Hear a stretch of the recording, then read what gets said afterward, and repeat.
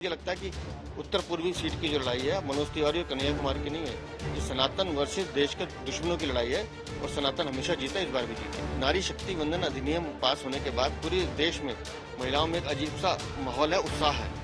लेकिन दिल्ली में इनको एक महिला नेत्री नहीं मिली, इंडी गठबंधन को, भ्रष्टाचारी गठबंधन को, जिसको ये चुनाव लड़वा पाते थे।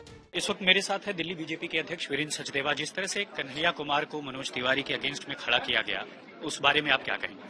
देश की सेना को गाली देने वाले, देश की अखंडता को गाली देने वाले, टुकड़े टुकड़े गैंग के समर्थक, अगुआ और देश को तोड़ने की बात करने वाले कन्हैया कुमार को टिकट देकर कांग्रेस ने अपना असली चेहरा दिखा दिया है कि वो हमेशा से देश के विरोधी ताकतों के साथ खड़ी है। उसको देश की अखंडता सुरक्षा से कोई लेना देना नहीं है। इस पूरे हिंदुस्तान में इनको एक ये व्यक्ति मिला था जिसने हमारी सेना को गाली दी, जिसने हमारी सेना के अधिकारियों को रेपिस्ट कहा, जिसने देश को तोड़ने की बात की, जिसने हमेशा अलगाववाद की बात की। ये कांग्रेस का चरित्र दिखाता है। मुझे लगता है कि उत्तर पूर्वी सीट की जो लड़ाई है मनोज तिवारी और कन्हैया कुमार की नहीं है।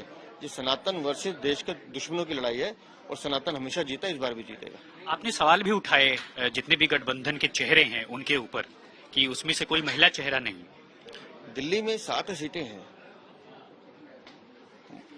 नारी शक्ति वंदन अधिनियम पास होने के बाद पूरे देश में महिलाओं में एक अजीब सा माहौल है, उत्साह है। लेकिन दिल्ली में इनको एक महिला नेत्री नहीं मिली, इंडी गठबंधन को, भ्रष्टाचारी गठबंधन को, जिसको ये चुनाव लड़वा पाते। तो इससे ये पता चलता है कि ये दोनों दल कितने महिला विरोधी हैं, इनकी मानसिकता में खोट है। जल बोर्ड से रिलेटेड कौन सा पत्र आपने लिखा है उपराज्यपाल के लिए?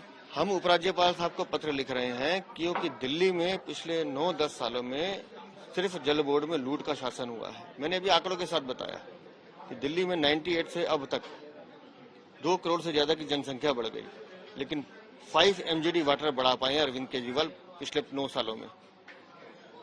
तो अगर ये ग्रोथ है तो फिर पानी जहाँ का रहा है, पानी की बर्बादी कहाँ हो रही है, लूट कहाँ हो रही है, उस लूट का पर्दाफाश करने के लिए हमने आज उपराज्यपाल साहब को पत्र लिखेंगे कि दिल्ली में जितने भी टैंकर माफिया हैं, जिन भी लोगों के टैंकर चल रहे हैं, उसकी जांच की जाए, उनका संबंध किस राजनेताओं से है वो जांचा जाए।